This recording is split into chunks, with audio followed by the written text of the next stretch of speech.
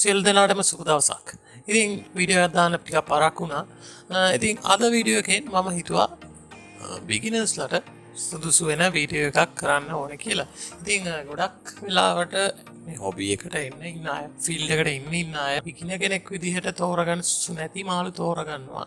ඊට පස්සේ ඒගොල්ලන් කතා ගන්න බැරි වුණාම විවිධ ප්‍රශ්න ආවට පස්සේ ගොඩක් වෙලාවට එක දිගට මාළු මැරෙන්න ගත්තට පස්සේ වගේ ඒගොල්ලෝ අවුල් ගියාට පස්සේ හොබි එකෙන් අයින් වෙන්න තීරණය කරනවා. ඉතින් ඒ වගේ වැරදි අඩුපාඩු නොකර ඉස්සරහට යන්න උදව්වක් වෙන්න ඉස්සරහට බිගිනර්ස්ලට උදව්වක් වෙන විදිහේ වීඩියෝ සීරීස් එකක් කරන්න හිතාගෙන ඉන්නේ. ඉතින් ඒ වීඩියෝ සීරීස් එකේ පළවෙනි වීඩියෝ එක විදිහට තමයි මේ වීඩියෝ එක අරගෙන එන්නේ. ඉතින් අපි මේ වීඩියෝ එකෙන් කතා කරනවා බිගිනර් කෙනෙක් විදිහට අලුතෙන් හොබි එකට එන කෙනෙක් හරි හොබි එකට අලුතෙන් ආව කෙනෙක්ට හරි බිගිනර් ෆිෂ් කෙනෙක් විදිහට තෝරගන්න හොඳ නැති මාළු වර්ග කිහිපයක් ගැන. ඉතින් පළවෙනියටම අපි තෝරගෙන තියෙන්නේ ඒන්ජල් ෆිෂ්.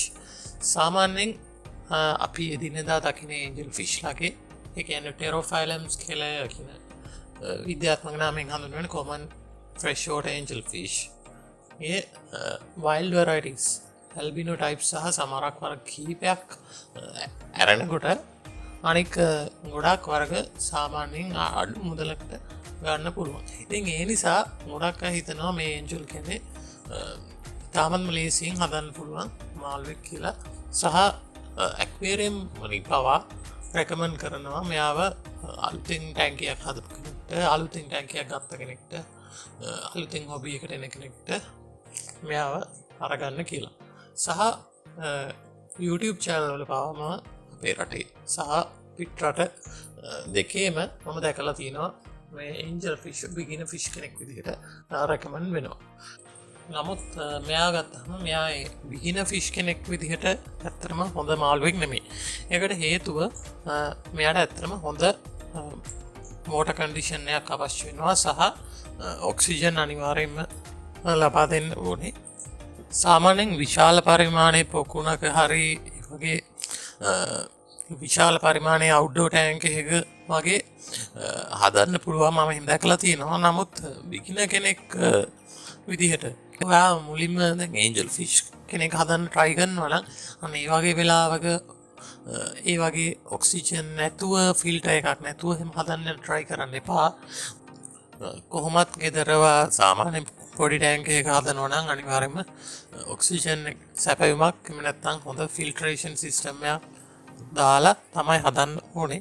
ඒකට හේතුව මේගොල්ලන් ඇත්තටම මම කලින් කිව්වා මෙයාලගේ දරා ගැනීමේ හැකියාව ටිකක් අඩුයි කියලා.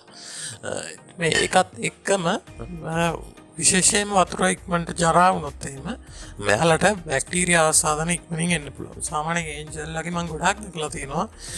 එයාලට ටක් කාලා බැක්ටීරියා ආසාදන එන්න හැකියාව තියෙනවා වතුරේ නිතර පල් වෙන්න ගත්තොත් එහෙම නැත්නම් සාමාන්‍ය පොඩ්ඩක් කර ක්ලවුඩි ගතිය වගේ ඇවිල්ලා එහෙම ආවත් එයාලගේ කට හරිය වරල් පටන් ගන්න තැන් වගේ රතු වෙනවා. ඇත්තටම එකෙන් ඉන්ඩිකේට් කරන්නේ මේ මාළුවා ඇත්තටම ස්ට්‍රෙස් වෙලා ඉන්න එක සහ ඒ වතුර ඇත්තටම හොඳ තත්ත්වයක නෙමෙයි තියෙන්නේ කියන එක. ඉතින් මේ වගේ මාළුවා ටිකක් වීක් වෙලා ස්ට්‍රෙස් වෙලා වගේ ඉන්න අවස්ථාවක බැක්ටීරියා ආසාදනයක් ආවොත් තවත් අමාරු වෙනවා ඒක ගොඩ දාගන්න. ඉතින් ඒක හේතුවක්. සහ ඇමෝනියා වැඩි වුණොත් වතුරේ ඒ ඇමෝනියා වැඩි වුණාම සාමාන්‍ය මාළුවෙට දරා ගන්න පුළුවන් සීමාවක් තියෙනවා. එක මාළුවේ එක වෙනස්. සාමාන්‍යයෙන් ඒන්ජල් ගත්තොත් ටිකක් සාමාන්‍ය පොඩ්ඩක් ඇමෝනියා වැඩි වුණත් එයාට දරා ගන්න තියෙන හැකියාව ඉතාමත් අඩුයි. ටක් ගාලා ඇමෝනියා බර්න් එකක් එනවා. විශේෂයෙන්ම වරල් සහ කට වගේ ආශ්‍රිතව ටක් ගාලා එයාලගේ ඇමෝනියා බර්න් එකක් බලා ගන්න පුළුවන්. ඒ කියන්නේ පල් නිකන් සුදු වෙලා පිච්චිලා වගේ යන සයිස් එකකට එනවා ඇමෝනියා පොඩ්ඩක් වැඩි වුණොත්. සමහර එක මාළු ටයිප් අණු එක වෙනස් වෙනවා. නම් ඕන මාළුවෙට ඇමෝනියා හිත කරයි. ඉතින් ඔන්න ඔය වගේ දේවල් කීපයක්ම ඔළුවේ තියාගෙන තමයි මේ ඒන්ජල් කියන මාළුවා හදන්නකොට වැඩ කරන්න ඕනේ. ඉතින් ඒ නිසා සාමාන්‍ය මාළු ගැන කිසිම දැනුමක් නැතුව හරි අර මුලින්ම මාළු හදන්න ඇවිල්ලා දැන් ඉන්න කෙනෙක්ට ඇත්තරම හොඳ මාළුවෙක් නෙමෙයි ඒන්ජල් ෆිෂ් කියන්නේ. සාමාන්‍ය මාළු හදලා ටිකක් පොඩ්ඩක් දේවල් ඉගෙනගෙන water change කරන්න ඕනේ කොහොමද වතුර වැඩ කරන්නේ කොහොමද පැරාමීටර්ස් ඒ වගේ දේවල් ගැන පොඩි අවබෝධයක් ආවට පස්සේ තමයි ඒන්ජල් වගේ මාළුවෙක් හදනවා නම් හදන්න ඕනේ. ඉතින් මෙයා ගැන කෙයාරින් වීඩියෝ එකක් මම කරන්න ඉස්සරහට බලාපොරොත්තු වෙනවා. ඉතින් එතකොට මෙයා බලා ගන්න විදිහ ගැන මම තවදුරටත් වැඩි විස්තර අරගෙන එන්න. හරි. ඉතින් ඊළඟ මාළුවා විදිහට මම තෝරාගත්තේ කොරිඩෝරස් කැට්ෆිෂ්.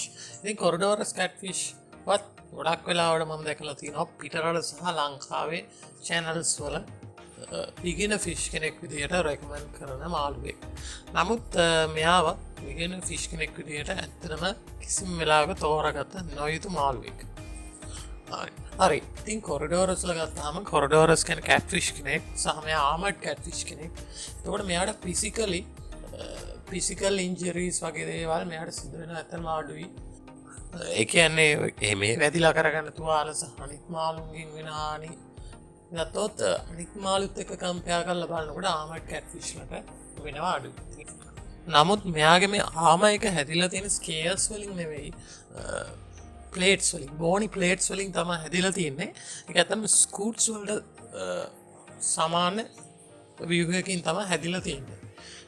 ඉතින් මේ ප්ලේට්ස් ගත්තොත් මේවෙන් ෆිසිකලි මාළුවව ආරක්ෂා කරනවා. ඇත්තම අනික් මාළුන්ගෙන් වෙන ඩැමේජස් ඒ වගේ දේවල් වලින් මෙයාව ඇත්තම ආරක්ෂා කරනවා කම්පෙයාර් කරලා බලන්න. හැබැයි මේ වගේ එක ඩවුන් සයිඩ් එකක් තියෙනවා. මේවා ස්කේල්ස් තරම් හොඳට මාළුවගේ දේහය සහ බාහිර පරිසරය අතර සිද්ධ වෙන ෆ්ලුයිඩ් එක්ස්චේන්ජ් ස්කේල්ස් තරම් හොඳට සිද්ධ කරන්නේ නැහැ. ඉතින් ඒ නිසා මේගොල්ලෝ කෙමිකල්ස් වලට ගොඩක් වෙලාවට අනික් මාළුන්ට වඩා ගොඩක් සංවේදී. ඉතින් විශේෂයෙන්ම මෙයාලා සංවේදී වෙන බෙහෙත් වර්ගයක් තමයි ෆෝමලින් බේස්ඩ් බෙහෙත් වර්ග. අනික් ගොඩක් බෙහෙත් වර්ග වලට වඩා මේ ෆෝමලින් බෙහෙත් ෆෝමලින් බේස් වෙලා තියෙන බෙහෙත් වර්ග සහ ෆෝමලින් වලට මෙයාලා ගොඩාක් සංවේදී. අනික් මාළුන්ට ෆෝමලින් කියන එක ගත්තොත් ගොඩක් සංවේදී.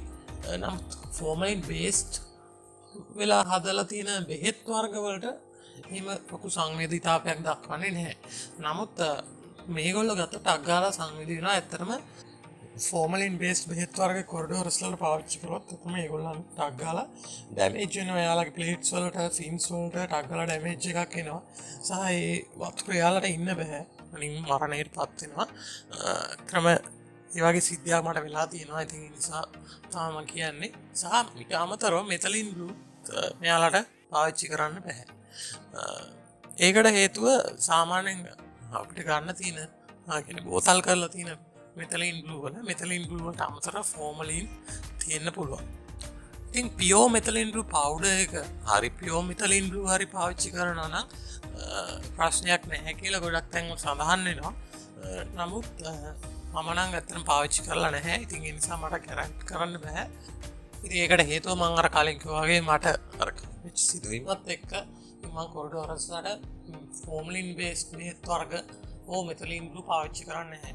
ඉතින් එතකොට යම් කිසි වෙලාවකදී අපිට මෙයාලට බෙහෙත් පාවිච්චි කරන්න අවශ්‍ය වෙනවා. ඒ කියන්නේ බැක්ටීරියා ආසාදන හෝ දිලීර ආසාදන වලට ඒකව පාවිච්චි කරන්න අවශ්‍ය නම් මොකද්ද පාවිච්චි කරන්න කියලා ඔයගොල්ලෝ බලනවා ඇති. ඉතින් එතකොට සාමාන්‍යයෙන් මම පාවිච්චි කරන්නේ ඇක්‍රිෆ්ලේවින් සහ ඇලකයිඩ් ග්‍රීන් කියන ඒ දෙකෙන් බේස් වෙලා හැදිච්ච බෙහෙත් වර්ග සහ ලුණු පාවිච්චි කරනවා.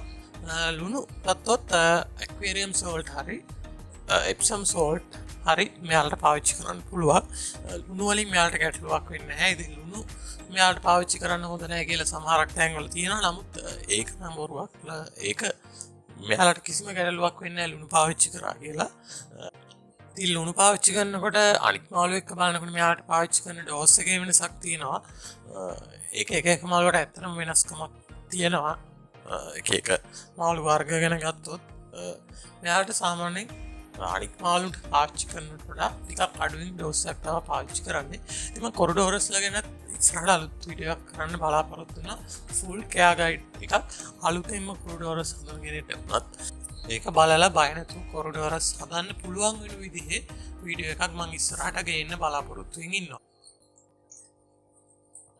ඉතින් මෙයා ගැන තව කාරණාවක් කියන්න ඕනේ කොරිඩෝරස් කියන්නේ ඉක්මනට හැක් වෙන්න පුළුවන් ඉක්මන් ස්ට්‍රෙස් වෙන්න පුළුවන් මාළුවෙක් ඉතින් ඒ නිසාත් මෙයාව බිකින කෙනෙක්ට ඇත්තරම සුදුසු වෙන මාළුවෙක් නෙමෙයි ඉතින් ඒකන මං ගොඩාක් විස්තර කියන්න යන්න නැහැ ඉතින් මේ ඇත්තරම ඉක්මට හැක් වෙනවා සහ ස්ට්‍රෙස් වෙනවා හැක් වෙනවා කියන්න ඇතරම බේස්කලියාව ස්ට්‍රෙස් වෙලා කන්නේ බොන්න නැතුව කෙට්ටු වෙලා වගේ යන එක තමයි මම මෙතනදී අදහස් කරන්නේ ඉතින් කොරිඩෝරස් ගැන මං ඉස්සරහට කරන කෙයාරින් වීඩියෝ එකේදී මම මේ ගැන සියලුම විස්තර ඔයාලට කියන්නම්